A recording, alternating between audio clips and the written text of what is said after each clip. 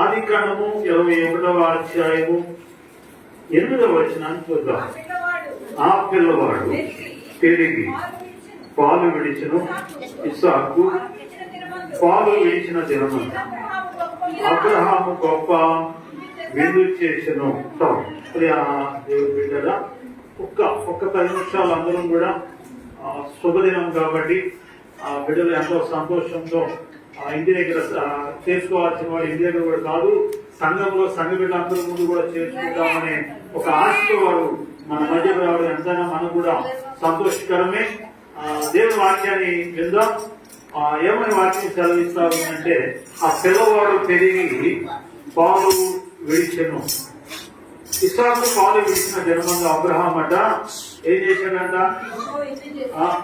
ఏమా వసుంధరా ఏం చేశాడు? ఇదేంటి కంజలు దేని ఏడ్చింది ఎవరు? ఉన్నాయనా గత ఉన్న ముందు మంచి క్రియాలు ఎవరు పెట్టారు? 10 నిమిషాలు దీన్ని ఒక 2 నిమిషాలు మేము ఏడవ ఏం కావట్లేదు ఎంతో ఏడు మొదలు ఎక్స్ట్రా జరిగింది. బైబిల్ చదివిస్తా ఉంది. ఏమని వాక్యం చదివిస్తా ఉంది అంటే, దేవుడు తల్లిని తండ్రిని ప్రేమించి బిడ్డలను అనుగ్రహిస్తూ ఉంటాడు. ఆ పిల్లవాడు 6 నెలల తర్వాత ఇక 6 నెలల దాకా మాత్రం ఏం చేయడానికి కూడా తిన్నా అది అరుగుదల కానీ వంట పట్టించుకోవడం పిల్లలకి అది వల్ల కష్టతరంగా ఉంటుంది. అందుకని 6 నెలల తర్వాత పిల్లలు ఆహారాన్ని అరాయించుకోగలుగుతారు, తినగలుగుతారు, శక్తిని పొందుకోగలుగుతారు. సహజంగా మంద పెరిగితే మజ్జిగ చెప్పండి. ఇప్పుడు దాకా వాళ్ళిద్దరే తిన్నారు. ఇప్పుడు ఎంత కాదన్నా 3వ వ్యక్తి ఎంతో కొంత దూరపడినట్టే. 4వ వ్యక్తి ఇప్పుడు 3 ఎట్టబట్ట వాళ్ళిద్దరే పోటీ పడుతున్నారు తినడానికి. ఇప్పుడు ఈ 4వ నెలలోకి వచ్చింది.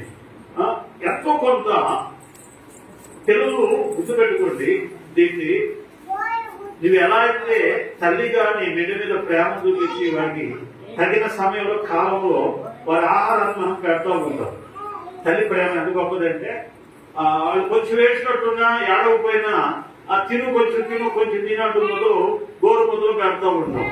మంచిదే, ఎందుకంటే బిడ్డలకు బలం రావాలంటే ఆహారం ఎంతైనా మంచిదే. దానికన్నా శ్రేష్టమైన ఆహారం ఏంటో తెలుసా? తల్లి ఒడిలో వాక్యం అనే పాలతో ఆ బిడ్డను పెంచగలిగితే బాలు నడవలసిన వాడిని నేర్పినాడుగా పెద్దవాడైనటువంటి దారి. బిడ్డలు ఎందుకు ఈరోజు దారి తప్పిపోతున్నారు అని అంటే, తల్లి ఒడిలో ఉన్నప్పుడు వాటి సరైనటువంటి వాక్యం అనే పాలు వారికి పట్టించుకోకపోవటాన వాక్యం అనే పాలు అర్థమవుతుందా? ఆ వాక్యం అనే పాలు వారికి పట్టకపోవటానే బిడ్డలు ఇదవుతున్నారు. అందుకని ఇప్పుడు దేవుడు ఏమంటున్నాడంటే, దీంట్లో నువ్వు వాక్యం అనే పాలు పడు. తల్లిగా నీ పాలు ఇస్తున్నావు, అది ఇంకా బలం. దీనికన్నా బలం ఏంటంటే వాక్యం అనే పాలు. ఆహారం ఎంత బలమో దానికన్నా కూడా 100 వేరేట్లు బలం ఏదైనా ఉందంటే అది వాక్యమే. హల్లెలూయా. ఇస్సాకు ఆ తల్లి ఎలా పెంచిందో తెలియదుగా ఆ వాక్యం ద్వారా మనకు అర్థమవుతుంది. ఏంటో తెలుసా? ఇస్సాకు క్రమక్రమంగా అభివృద్ధి చెందాడు. ఎందుకు అభివృద్ధి చెందాడంటే ఆయన మంచి ప్రార్థనా పరుడు అని భయపడు. ఆయన మంచిగా వాక్యాన్ని ధ్యానపడు. ఇస్సాకు ఎలాంటాడో తెలుసా? తండ్రి మాటను జవదాటని విధేయత చూపించే మంచి మనసు కలిగిన వాడట ఇస్సాకు. ఎక్కడి నుంచి వచ్చినాయండి ఇవన్నీ? తల్లి ఒడిలో ఇస్సాకు దారి తప్ప మంచి ఆత్మీయంగా పెరిగాడు. అంత ఉన్నతమైన స్థితి కలిగిన వ్యక్తిగా ఇస్సాకు క్రమక్రమంగా అభివృద్ధి చెందాడు. ఎందుకో కారణం తెలుసా? తల్లి అయినటువంటి శారమ్మ అలా బిడ్డను అలా పెంచినాడు. ఈరోజు మనం కూడా తల్లులు కూడా బిడ్డల్ని ఆత్మీయంగా పెంచగలిగితే, ఎప్పుడు పెంచాలా? 12 14 వచ్చిన తర్వాత కాదు. వాడు పెంచితే నువ్వు పెంచాలనుకున్న వాడు పెరగడం. ఎప్పుడు పెంచాలో తెలుసా? ఇది అక్షత ఉంది ఇప్పుడు తల్లి ఒడిలో.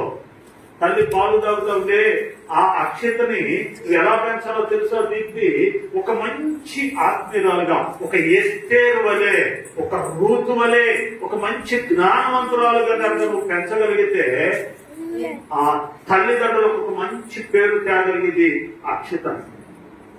తల్లిదండ్రులకు మంచి పేరు రావాలంటే బిడ్డను బట్టే పేరు వస్తుంది. ఆ బిడ్డను పెంచాలి బాధ్యత కూడా తల్లిదండ్రుల మీద ఉంది. ఈ లోకంలో ఆహారము దినదినము కొంచెంగా బిడ్డలకు మనం పెడతా ఉంటాం. ఈ రోజు కొంచెం పెడితే ఇంకా ఒక 4 రోజులు 2 నెలల తర్వాత కొంచెం పెంచుతా ఉంటాం. సంవత్సరం పెరిగే కొద్ది మొదలు చెప్పలే తల్లు చెప్పండి, సంవత్సరం పెరిగే కొద్ది మొదలు పెరిగిపోతా ఉంటాయి. అలాగే ఈ రోజు నువ్వు వాక్యం అనే పాలకు కొంచెం కనుక వాళ్ళు పెంచగలిగితే, వాళ్ళు పట్టించగలిగితే ఆ వాక్యం వాళ్ళు జీవించుకోగలుగుతారు. వాళ్ళు ఆ వాక్యం వాళ్ళ హృదయాల్లో అతుకొని ఉంటుంది. ఆ తర్వాత దారి కూడా తప్పకుండా ఆ వాక్యమే వారిని మంచి మార్గంలో, సరైన మార్గంలో నడిపించి ఉన్నతమైన స్థితిలో వాడు ఉంచుతున్నాడ. అలాంటి మహాత్ముడు దేవుడు అక్షితకు అనుగ్రహించును గాక, తల్లిదండ్రులకు అనుగ్రహించును గాక, వారి కుటుంబ సభ్యులకు దేవుడు అనుగ్రహించును గాక. స్తోత్రాలు నాన్న, స్తోత్రాలయ్యా, స్తోత్రాలు ప్రభా. సమయంలో నాన్న అయా బాబులను దీనికి మీరు ప్రేమించి ఇచ్చినటువంటి కుమార్తె అక్షితం పడి నీకు వ్యాధించుకోగల దాసులు తెలుసుకున్నాం ప్రభా. ఎంతైనా నువ్వు నమ్మదగిన దేవుడు, ప్రేమ కలిగిన దేవుడు తండ్రి. వారిని ప్రేమించి ఇచ్చిన బహుమానానికై నీకు స్తుతులు, స్తోత్రాలు. అద్భుతమైన కరుడు ఆంజలు మీరు కాల్చి కాపాడి సాధి 7వ నెలలో ప్రభా, ఇదిగో 6వ నెల 6వ రోజు ప్రభా, ఈరోజు అన్నప్రాసన కార్యక్రమం జరుగుతుండగా అయా రామ వాళ్ళ కుటుంబం, వారి బంధువులతో, రక్షణలు, నాయకులతో అందరూ సంతోషంగా సంఘంలో జరుపుకోవడానికి అయా ఇక్కడికి వచ్చిందన్న. ఎంతైనా నా కృప, నీ కృప గొప్పదయ్యా. ఇక్కడ నీ సన్నిధి ముఖకాంతిని వెలుగు ఉంచండి. నీ వెలుగు నా వెడి మీద ప్రకాశం వచ్చేయండి అయా. అద్భుతమైన కార్యాలు వెడి జీవితంలో జరిగించండి. ఆనాడు ఇస్సాకు జీవితంలో గొప్ప వీళ్ళు, గొప్ప ఆశీర్వాద కార్యాలు మీరు జరిగించండి దేవుడు. అక్షత జీవితంలో కూడా గొప్ప కార్యాలు మీరు జరిగించండి నాన్న. బహుగా ఆశీర్వదించండి తండ్రి. ఒడిలో వాక్యం అనే పాలతో బిడ్డ పెంచబడటాన్ని కృప అనుగ్రహించండి. నూతన ఆరోగ్యాన్ని, నూతన బలాన్ని, నూతన శక్తిని ఆ బిడ్డకి చేకూర్చమని వేడుకుంటున్నాం. నీ కన్ను దృష్టి నిత్యం ఆ బిడ్డ మీద ఉంచండి నాన్న. నీకు స్తోత్రాలు. మంచి ఆరోగ్యంతో బిడ్డ ఉండడానికి, అయా జ్ఞానంతో పెరగడానికి నీ కృప అనుగ్రహించండి. ఈ సమయంలో ప్రభా నీకు స్తోత్రాలు అయ్యా. అయా అన్నప్రాసన కార్యక్రమంలో నిలబడుతున్నాం. ఆ కార్యక్రమం అంతలో కూడా మీరుండి ఘనంగా జరిగించండి. ఆ బిడ్డకి నాన్న అయా ఈ రోజు నాన్న ఆహారం పెట్టబోతుండగా ఈ రోజు మొదలుకొని ప్రభా అయా తండ్రి నాన్న జీవిత కాలం అంతా కూడా ఏ లోటు, ఏ కొరత, ఆహార విషయంలో కావచ్చు, ఏ విషయంలో కొరత అనేది రాకుండా సమృద్ధిగా బిడ్డని, ఆ కుటుంబాన్ని నింపమని సన్నిధిలో వేడుకుంటున్నాం. పరిశుద్ధాత్మ శక్తి ఆ బిడ్డ నింపబడడానికి కృప అనుగ్రహించండి. వెలుగుతో బిడ్డ నింపబడడానికి కృప అనుగ్రహించండి. నీ కృప, నీ సన్నిధి, నీ కాపుదల నిత్యము ఆ బిడ్డకు, వారి కుటుంబ సభ్యులకు మీరు దయచేసి మీరే మహిమ పొందమని యేసు క్రీస్తు ఘనమైన నామములో మిక్కిలి అడిగి ప్రార్థించి పొందుకొని ఉన్నాం తండ్రి. ఆమేన్, ఆమేన్. న్యాయాధిపతి నీవే నా యేసయ్యా, నా యేసయ్యా.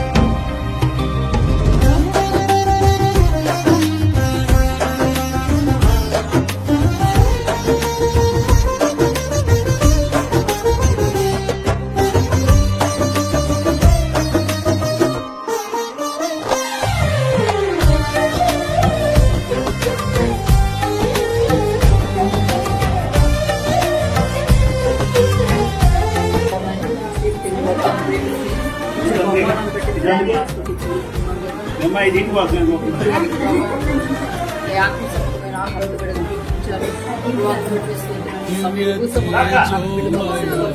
రండి. మీ కృపతోడు మంచి ఆరోగ్యము బలము శక్తి జ్ఞానం దయచి ఈ బిడ్డ జీవిత కాలం అంతయు ప్రభా ఎక్కడ ఓటు లేకుండా సహాయం చేయండి. మీ కృపాక్షేమని పెట్టినట్టు సహాయం చేయండి. దీర్ఘాయుతో పెట్టిన తృప్తిపరచు మేలుతో పెట్టిన ఉదయం తృప్తిపరచమని ప్రార్థిస్తాను. అతను నన్ను ప్రేమిస్తున్నాడుగా కనుక అతన్ని ఆశీర్వదిస్తాను. వాగ్దాన్ని బిడ్డ పట్ల నెరవేర్చబడి సహాయం చేయండి. ఎక్కడున్న నీరైనందుకు మనుషులు ఒత్తిడి బిడ్డగా చేసి ఏ విషయం ఏ చుట్టుగా నీ బిడ్డ మీద పడుతుంది. కృపాక్షేమం బిడ్డతో బిడ్డను బట్టి తల్లిదండ్రులకు అమ్మమ్మ తాతయ్య నాయనమ్మ తాతయ్య ఇప్పుడు మంచి పేరు తెచ్చి పెట్టుకుంటాను. సహాయం చేసి ఆశీర్వదిస్తాను. దీవించి మీ కొరకు నడిపించి బలపరచుకుని అది నేసుక్రీస్తు ఘనమైన నామములో బిడ్డని ప్రార్థించి వేడుకొచ్చున్నాను.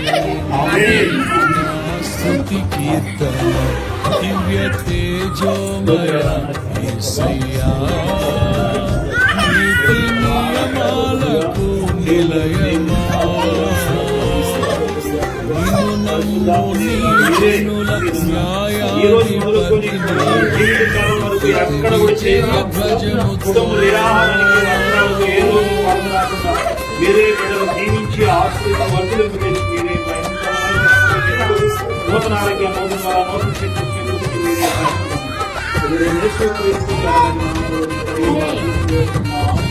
ఆమేన్.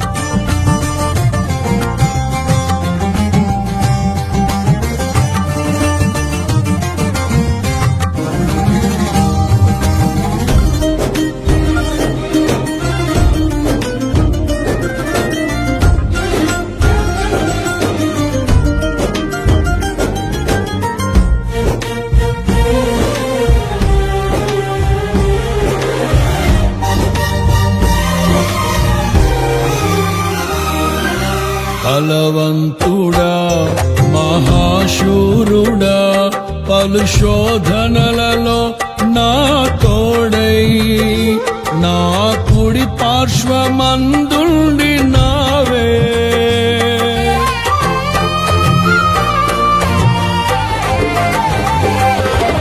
నీ మహిమకై నీవేర్పరచిన నీ పాత్రగా నన్ను మార్చి నీవు నీ అనలేని ప్రేమను చూపితివి. నీవే నీవే నా విజయం నాలో నీవే నీవే ఆనందం నీవే నీవే నా విజయం నాలో నీవే నీవే మహదానందం నిత్యం నీకే నారాధన నీవే నీవే నా స్తుతి కీర్తన దివ్య తేజోమయ యేసయ్యా నీతి నియమాలకు నిలయమా నిన్ను నమ్ము నీ జనుల న్యాయాధిపతి నీవై నడిపితి విజయధ్వజముతో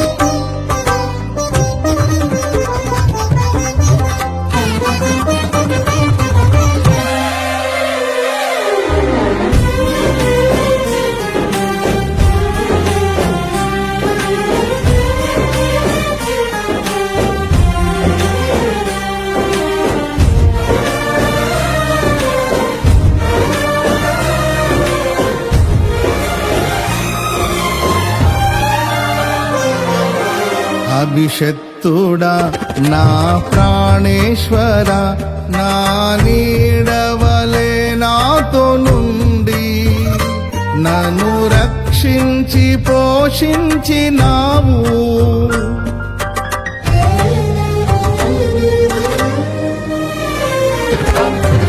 నేనెన్నడు నాకై ఆశించని నీ దీవెనలతో తృప్తి పరచి నన్నీ స్థితిలో నీవు నిలిపినావు. నీవే నీవే నా ప్రాణం, నాలో నీవే నీవే నా ధ్యానం. నీవే నీవే నా ప్రాణం, నాలో నీవే నీవే నా ధ్యానం. నిత్యం నీవే నా ఆరాధన, నీవే నీవే నా స్తుతి కీర్తన. దివ్య తేజోమయా యేసయ్యా, నీతి నియమాలకు నిలయమా. నిన్ను నమ్ము నీ జనుల న్యాయాధిపతి నీవై నడిపితి విజయ ధ్వజముతో.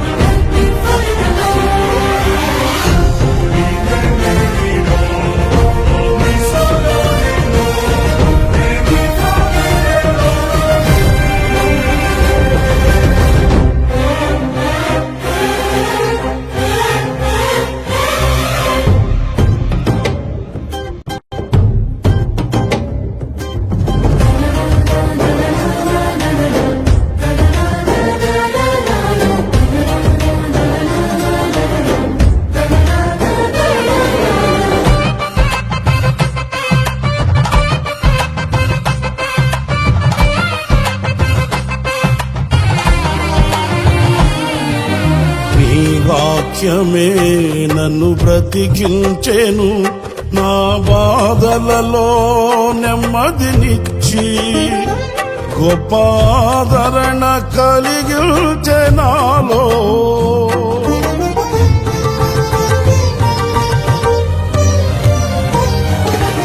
మన్నైనది మన్నైపోవునని